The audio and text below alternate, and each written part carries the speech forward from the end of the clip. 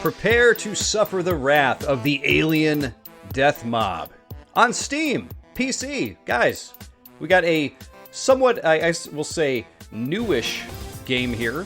It came out about a year ago on Steam. So I've been tapped to take a look at this one, and it's actually pretty cool. Alien Death Mob is a throwback, old-school twin-stick shooter. Very reminiscent of like a Robotron, if you played Robotron before. You know, where you shoot a bunch of monsters and robots and that kind of thing in the hope of survival and high scores. So, this game offers a lot for only $2, $1.99 on Steam, which I was actually very impressed by, the amount of content that is in this game for $2, and it's actually a pretty well-made game. There's a couple little things I wish it did better, but we'll get into that in just a second here. But you got your story, which we'll take a look at this here so you can get an idea of, you know, the feels that this game's going to give you. It definitely has the feel of, like, you know, an old school, you know, NES, SNES game that is, you know, trying to, you know, throw a story your way with a fun little cutscene. I quite like it. Aliens come in, they're blasting all these, like, little cars.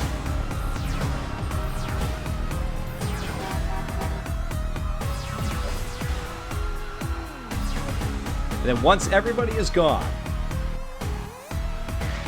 Wait a minute, the red car comes to a stop, and our little little hero here. Great introduction.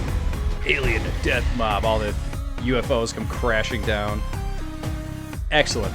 Excellent introduction. I was very tickled by that when this started here. So very, very well done on the developers here. Did I mention this was $2? I know you haven't seen the gameplay yet, but here we are in the story. Let's check out the story first. It's hard. Guys, this game is hard. I've only played through the first 3 levels. I played 1, 2, and 1, 3 probably twice through, and I played 1, 1 once, and I managed to get 3 stars on my first try. This game is tough, and I'm going to show you why here. We'll go back to the first level here, because this might be the best one for me to be able to talk while I'm playing here. So you got wave-based gameplay, twin-stick shooter. And I say twin stick, but it's really mouse and keyboard on Steam. But as you can see here, move with the keyboard, shoot with the mouse, and avoid the monsters, and pick up abilities. As you can see, when you pick up guns and abilities, they only last so long. You get a timer up in the top left there. And you do want to pick up these abilities when they drop, the shields and stuff. One thing of note, which is nice, is that if you're about to get hit, the camera does zoom in and slow down to show you that fact, just like it does there. Oh, see, zooms in, gives you a spotlight. I find, though, in the even level 2 and 3, though, that it's not very helpful, because by the time sometimes that spotlight shows up, you're pretty much already dead. And that can be pretty grating. You also want to pick up those little spaceships, that little spaceship guy that I picked up there, because they will give you a multiplier, so you get more points as you go here. You can see the multiplier up above my head in the webcam there. We're at multiplier 2, with points counting up. We're going to get ourselves some upgrades here. Wave 2. That was only wave 1. Let's get a shield.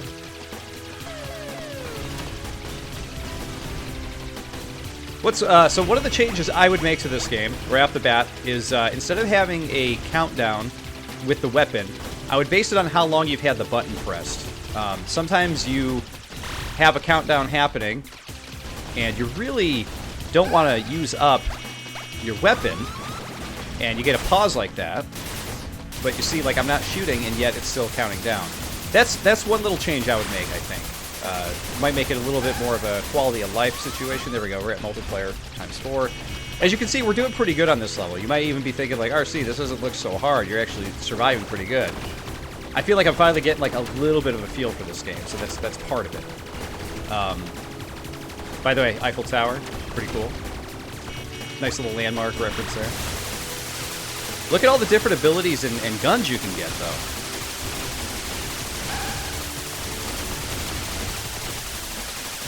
All the abilities and guns and variety of, like, monsters and robots in the game, like, very, very tickled by that. One of the other changes I would probably make in this game, too, is the fact that I feel like it needs a dodge. Like, when you get to that point where it zooms in, I really feel like you need a dodge with a cooldown, so that way you can get out of some of those situations a little bit more easy. Like I said, when that spotlight shows up, sometimes you are just dead. Like, there's no avoiding whatever it is that is in the way. So it'd be nice to have, like, sort of a little dodge or dash ability that kind of makes you invulnerable for a moment. Oh, there's a shield. I'm not going to get to that. And sometimes the monsters crowd you so much that there's just, like, no way you're getting away. Alright, temporary shields. We got some kind of a shotgun. Let's get that last multiplier. There we go. We got a *5. And a *6. I thought that was going to be the last one, but it's not. I'm going to take this guy out, hopefully without dying. Did we get him? We got him. There we go. We clear it. That's actually the first time I've been able to clear a level. And you guys saw, I didn't do too bad there. Only earned 3 stars. Which is what I had before. Tough game. Okay, we're going to move into like where I left off here. I found this level very, very difficult. So let's jump in and check it out, shall we? Now, I've been calling this a twin-stick shooter because by definition it is. However, if you try to use a controller with this game, it's another thing I would change. The controls are very strange. I walked right into that bullet. Nothing I could have done. By the way, the car is what is giving you the dropping off the abilities for you to use. So whenever you hear the beep beep, that's when you know you can go run and get yourself a cool new gun to use. Oh, I couldn't even see what was coming after me there. But yeah, if you try to use the Xbox controller, dead again. You're gonna find that the controls are very, very wonky. To the point where, like, I think that the triggers shoot one left and right or up and down or something, and then the stick, if you move it, moves, you know, shoots left or right or up and down. It's like you have to use 4 different directions, and what it really should be for such a simple game is move character with one, you know, the left stick, and shoot with the right stick. That really should be all there is to it. Oh no, I was going up there. That's right where they spawned.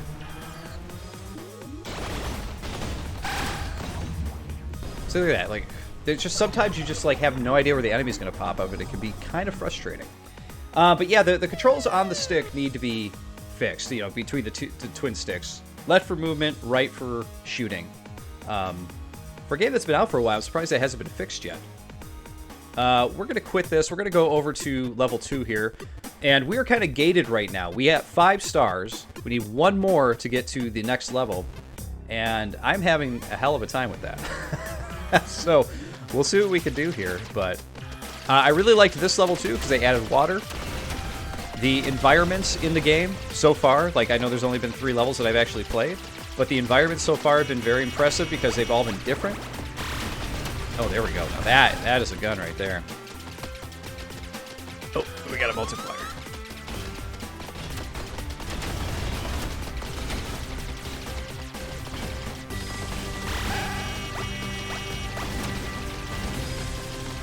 Shield.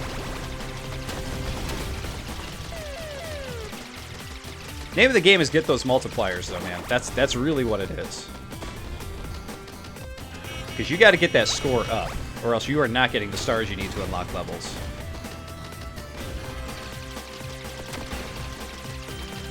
So yeah, I mentioned a few of the things I would change or add to the game.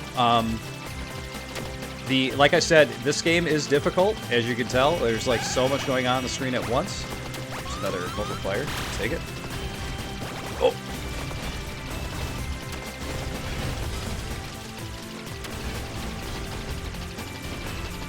So, you know, for a $2 game, I think this has a lot of content. Has a lot... Walked right into it.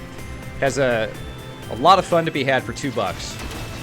But this is going to be a game for a very particular gamer. Like, if you are into arcade, you know, style gaming, I think you're really going to enjoy this. But if you are not, if you're not into, like, high score chasing and stuff like that, I don't know that you're going to be into this. But it's worth a shot for $2. That's the thing. It's like, it's not a big ask, you know? Most people could scrounge up $2 for a video game, right? Considering, like, sometimes people are paying $70 for games nowadays, so... And for a game to be $2 and, you know, offer this much content, I feel like it's, like, such a good value. especially if it's a genre you can get behind. Oh my god, there was no way I was getting out of that. Whenever it says treasure landed, that means there's a multiplier available to grab. I'm not going to be able to get there in time. It's going to be gone. Not going to happen.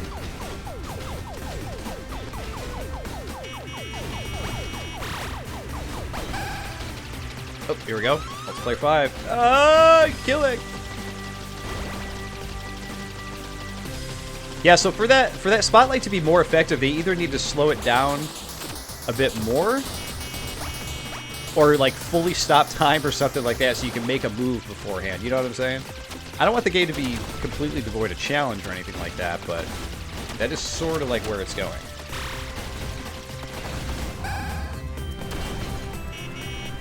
It's definitely one of those games where you cannot look away either. If you look away for a moment, like I just did, I was just looking over at my screen to make sure recording this is going okay. I looked back over, my character was in a completely different spot. So you gotta be focused, man. Oh, get the other update. Oh my god. That's gonna be it, I think. Game over. Oh, we made it 2 stars. Okay, great. So we unlocked the next level. Nice. Croatia. Cool. I feel good about that. All right, we're going to back out, though. We're going to check out the arcade mode here so you guys can see what we got going on here. I played an arcade mode once, and I was not good at it. This has much more of a one-screen Geometry Wars, like arcades, you know, old-school Robotron-style feel to it. Probably intended because the title says Mobotron. So as you can see here, you play as the same little guy, but you are in a box. One of the other things that's confusing is that in these levels, these like sparkly things, I originally thought that you had to collect those, but you actually have to shoot those. And once you shoot all those, I believe the wave is over. Maybe it's all those and the enemies. I'm not quite sure on that. But yeah, you don't actually collect the flashy things, which is, I think, a little misleading for the gamer. Because for me personally, I was like, oh yeah, you just collect those, right? That is not the case. Seems like they're on a time limit too. You can see I didn't blow everything up. Maybe it's when you kill all the enemies. Maybe that's actually what it is. But some of the enemies seem like non-killable, and some of the objects don't seem important to get. Oh, there we go. Okay, so that guy was killable. We just had to hit him a certain amount of time. So I guess you just get a certain time limit on each level.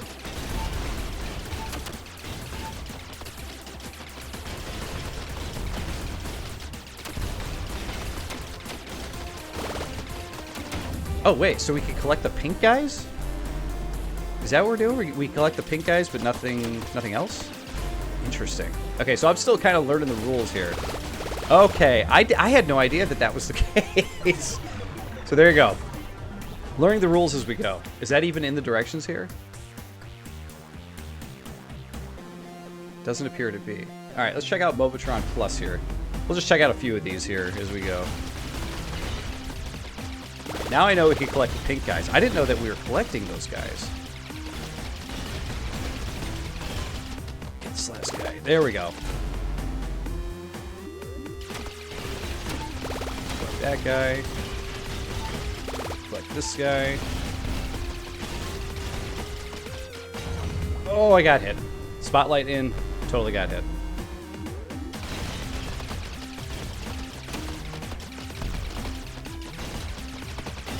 Woo. Tank really wants to get me. Wave 3. We're making a little bit of progress in this one. Ugh. Oh my god, a lot of close calls there. Pink guy. Oh.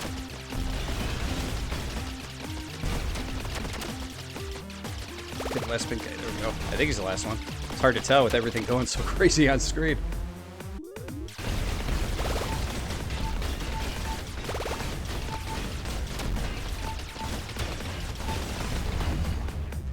So yeah, like I said, guys, I think that this game is going to appeal to a very specific gamer out there, someone who is more of an arcade-centric gamer out there.